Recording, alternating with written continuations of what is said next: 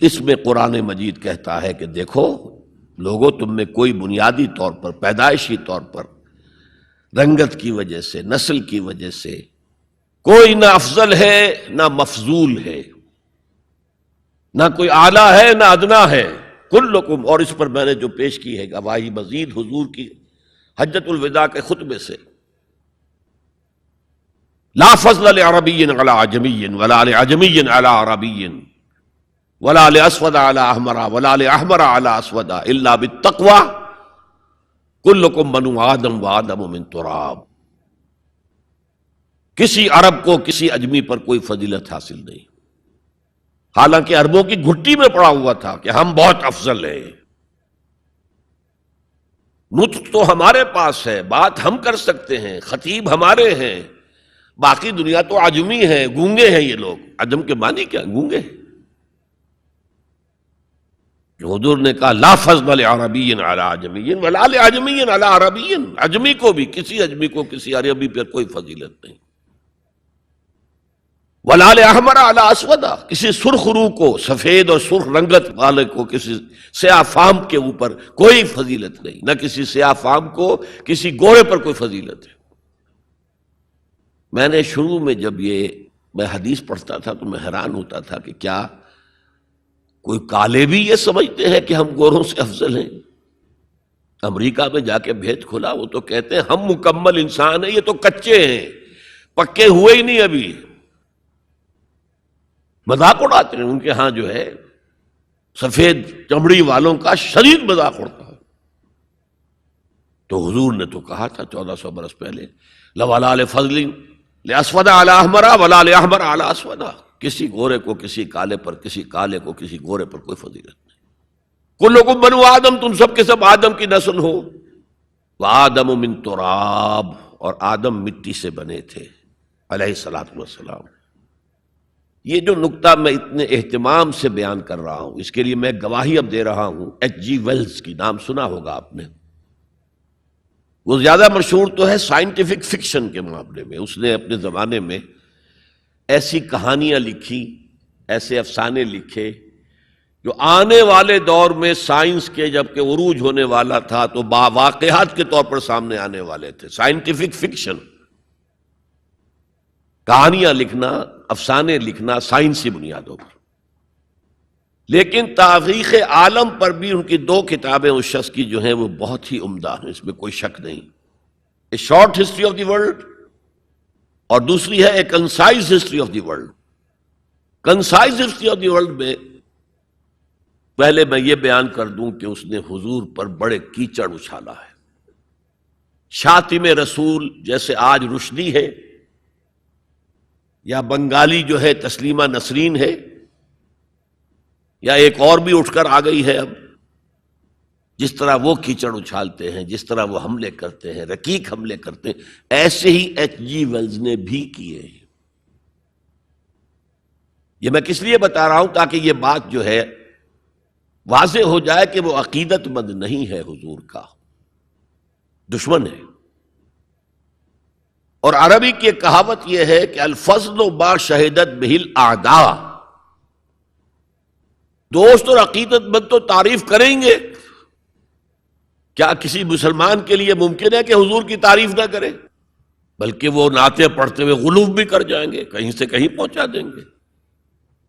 ہاں اگر دشمن تعریف کرے تو وہ بات ہے کہ جو قابل غور ہے۔ میں نے اس لیے اسٹیبلش کیا دشمن ہے، دوست نہیں ہے، عقیدت مند نہیں ہے۔ لیکن جو چیپٹر اس کا ہے حضور کی زندگی پر، اس کے آخر میں آ کر خطبہ حجۃ الوداع کا یہ حوالہ اس نے دیا، لا فضل لعربی علی عجمی ولا لعجمی علی عربی ولا لاسود علی احمر ولا لاحمر علی اسود الا بالتقوی۔ اور اس کے بعد جو اس کا ری ایکشن ہے، اس پر جو تبصرہ تھا کہہ رہا ہوں، اس کی وجہ بتا دوں گا بعد میں۔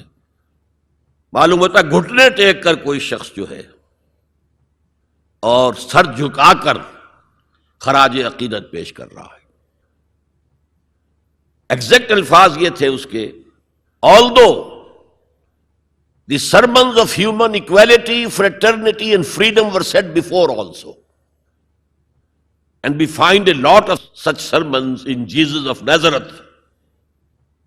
But it must be accepted that it was Muhammad sallallahu alayhi wasallam who for the first time in human history established a society based on these principles.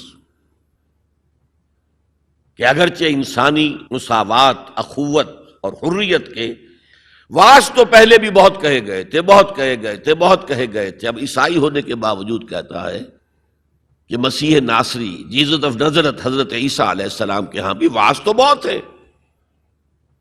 لیکن ان اصولوں پر کوئی معاشرہ وہ قائم نہیں کر سکے۔ تاریخ انسانی میں پہلی شخصیت محمد کی ہے صلی اللہ علیہ وسلم، جس نے کہ ان اصولوں پر معاشرہ بالفعل قائم کر کے دکھایا۔ اچھا، اب آئیے اس کی اہمیت پر۔ اہمیت یہ ہے کہ آج جیسا کہ میں نے کہا تھا کہ دنیا سکڑتی جا رہی ہے، فاصلے تو کوئی ہے ہی نہیں، اب کوئی معنی ہی نہیں۔ جیسے حدیث میں آیا تھا کہ دجال بات کرے گا، ساری دنیا میں سنی جائے گی۔ آج کوئی دجال صاحب جو ہے واشنگٹن سے تقریر کرتے ہیں اور پوری دنیا میں سنی جاتی ہے۔ اب جو یہ دنیا چھوٹی ہو رہی ہے تو اس کا ایک منطقی تقاضا یہ ہے، یہ جو نیو ورلڈ آرڈر کی بات ہے یہ منطقی ہے۔ کوئی ایک عالمی ریاست ہونی چاہیے۔ اب یہ چھوٹی چھوٹی ریاستیں، نیشن سٹیٹس وغیرہ، یہ تو لڑتی بھڑتی رہیں گی، اس نے اس کے اوپر چڑھائی کر دی، اس نے اس پر چڑھائی کر دی۔ تو ایک کوئی عالمی ریاست، گلوبل سٹیٹ قائم ہونی چاہیے، لیکن اس کے لیے بنیاد کہاں سے لائیں؟ انسانوں کو جوڑیں کیسے؟ وہ تو نسل کی بنیاد پر جو ہے کٹے ہوئے ہیں، رنگت کی بنیاد پر ان کے دلوں کے درمیان جو ہے بودھ ہے۔ انسانیت کو ایک کرنے والی یا ایک ڈوری میں پرونے والی شے کون سی ہے؟ کون سی ڈوری ہے؟ دیکھیے، انہی حالات کا تقاضا تھا، لیگ آف نیشنز قائم ہوئی تھی، لیکن چونکہ سارے فاصلے جو ہے خارج میں کم ہوئے ہیں، دلوں کے فاصلے جو کہ تو برقرار ہیں، ناکام ہو گئی، ختم ہو گئی۔ اقبال نے اس کی موت کی پیشن گوئی کی تھی، بیچاری کئی روز سے دم توڑ رہی ہے، ڈر ہے خبر بد نہ میرے منہ سے نکل جائے۔ تقدیر تو مبرم نظر آتی ہے وہ، لیکن پیران کلیسا کی دعا ہے کہ یہ ٹل جائے، کسی طرح لیگ آف نیشنز باقی رہ جائے۔ ختم ہو گئی، اب یونائٹڈ نیشنز ہے، بالفعل ختم ہو چکی، سپر پاورز کے مفادات کے تحت۔ اور اب تو وہ سپر پاورز بھی دو نہیں رہی، سپریم پاور جو ہے وہ یونائٹڈ نیشنز کی اکثریت روکنا چاہے وہ نہیں رکتی۔ عراق پر حملے کے معاملے میں کون ساتھ تھا ان کے؟ بائی پاس کیا، دفع ہو جاؤ، ہمیں کوئی حیثیت زبریت نہیں تمہاری۔ تو یہ بھی دم توڑ رہی ہے، یونائٹڈ نیشنز کا وجود کیا رہ جائے گا؟ بیچاری کئی روز سے دم توڑ رہی ہے۔ یہ عراق پر حملے کے ساتھ جو ہے اس کا دم جو ہے عالم نزاع شروع ہو چکا ہے۔ ڈر ہے خبر بد نہ میرے منہ سے نکل جائے، تقدیر تو مبرم نظر آتی ہے، تو اٹل نظر آتا ہے کہ یہ فیل ہو جائے گا، ادارہ ختم ہو جائے گا۔ پیران کلیسا کی دعا ہے کہ یہ ٹل جائے، وہاں دعائیں ہو رہی ہیں کہ ابھی یہ برقرار رہے۔ اس پس منظر میں قرآن دو بنیادیں دیتا ہے کہ جو تمام انسانوں کو جوڑنے والی ہیں۔ ایک وحدت الہ، وحدت خالق، تم سب کا خالق ایک ہی ہے، اللہ۔ اب ایوولوشن کی تھیوری ماننے والے کیسے مانیں گے کہ کوئی ایک اللہ ہے، کوئی ایک خالق ہے؟ تو نہیں مان سکتے۔ نمبر دو، تم سب ایک ہی جوڑے کی اولاد ہو۔ یا ایھا الناس انا خلقناکم، اے تمام انسانوں ہم نے تم سب کو پیدا کیا۔ وحدت خالق، وحدت الہ، اس پر سب جڑ جائیں گے آپس میں، ہندی ہوں، چینی ہوں، پاکستانی ہوں، ایرانی ہوں، امریکی ہوں، کالے ہوں، گورے ہوں، پیلے ہوں، سب اللہ کی مخلوق۔ اگر دل میں اللہ پر یقین ہے تو یہ پھر سارے جو فرق ہیں ایویپوریٹ ہو جائیں گے۔ ایک کالے حبشی کو جس کے گھنگریالے والد تھے، ہونٹ موٹے موٹے تھے، شین ادا نہیں کر سکتا تھا، اشہدو نہیں کہہ سکتا تھا، اشہدو کہتا تھا بلال۔